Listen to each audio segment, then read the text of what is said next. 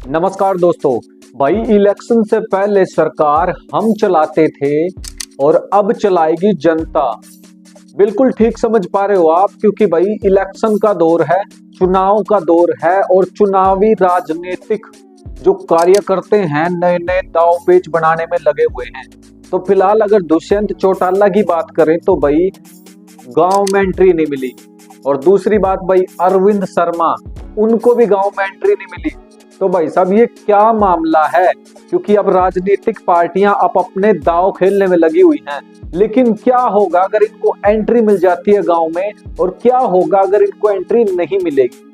तो भाई इस वक्त चुनावी मामला जो है बहुत गर्म है, लेकिन ये बात अपने आप में उस वक्त बड़ी हो जाती है जब दुष्यंत चौटाला को गांव में एंट्री नहीं मिलती। हिसार से शुरुआत करते हैं अपनी राजनीतिक की, लेकिन उस गांव में एंट्री क्यों नहीं मिलती? अब वीडियो में आपने सुना होगा कि किसान बोल रहे हैं कि भाई हम गांव में एंट्री नहीं देंगे।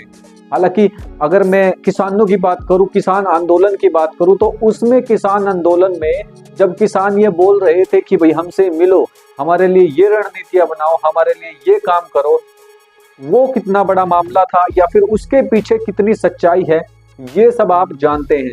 लेकिन अब दुष्यंत चौटाला ने मीडिया के सामने आके प्रेस वार्ता के दौरान ये कहा कि भाई हम किसानों के लिए उनसे अच्छी पॉलिसी लेकर आए थे और किसानों का कर्जा भी हम लेकर आए थे माफ करने के लिए।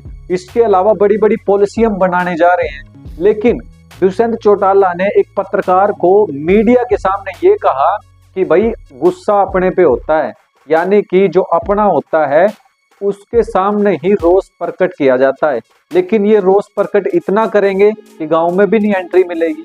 तो इसमें क्या तर्क है वो आप पर मैं छोड़ता हूं, आप बताएं। लेकिन फिलहाल अगर बात करें इस गठबंधन की, जो इस वक्त जो बीजेपी ने दुष्यंत चौटाला के बीच का जो गठबंधन था उसको तोड़ा है, लेकिन बात यहां खत्म नहीं होती। बात खत्म होती है अब चुनाव जीतने को लेकर।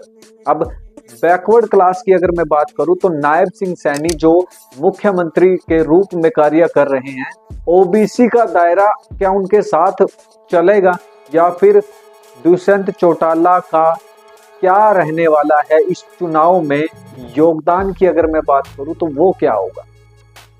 तो दोस्तों इसके बारे में ज्यादा टिप्पणी ना करते हुए सीधे पॉइंट पे आते हैं कि भाई दुष्यंत चौटाला को गांव में एंट्री क्यों नहीं मिली और अरविंद शर्मा को गांव में एंट्री क्यों नहीं मिली। अब अरविंद शर्मा पहुंचे एक गांव में जहां पर वो अपना चुनाव प्रचार कर रहे थे, लेकिन गाड़ी से उतरते ही गांव वालों ने कहा कि भाई हमने तो पहली बार देखा। तो भाई ये भी अपने आप में बहुत बड़ी बात है। जिस गांव ने वोट डालकर जिताया, जिस गांव ने वोट डाली और उसके 5 साल बाद एक कोई नेता उस गांव में जाता है और वहां पर जो लोग हैं वो कहते हैं कि भाई हमने तो पहली बार देखा। तो भाई ये भी अपने आप में सोचने का विषय है। फिलहाल अगर आप अपने शब्दों में क्या कहना चाहेंगे दुष्यंत के लिए और अरविंद शर्मा के लिए, क्योंकि दोनों ही चुनाव जीतकर गांव में गए हैं या नहीं गए हैं, ये उसी गांव का विषय है। हम सिर्फ आपको बता सकते हैं, आपको तर्क दे सकते हैं। लेकिन क्या होगा जब दुष्यंत चौटाला गांव में एंट्री करने से पहले ही चले जाते हैं?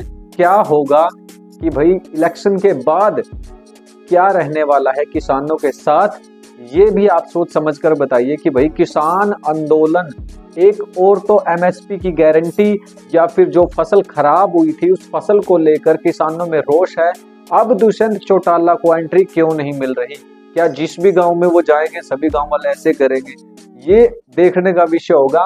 फिलहाल देखना ये होगा कि राजनीति कैसा मोड़ लेती है, क्योंकि किसान लगातार झंडे दिखाकर, काले झंडे दिखाकर उनको ये कह रहे हैं कि भाई हमारे गांव में नहीं आना, हमारे गांव में मत आओ। लेकिन देखना ये होगा कि क्या बीजेपी बन पाएगी, कांग्रेस बन पाएगी, आम आदमी पार्टी बन पाएगी, क्योंकि ये विषय आपका है। आप जिसे वोट करेंगे, आप जिसे सपोर्ट करेंगे, वही आपका नेता बनेगा। बी न्यूज़ हरियाणा, नमस्कार।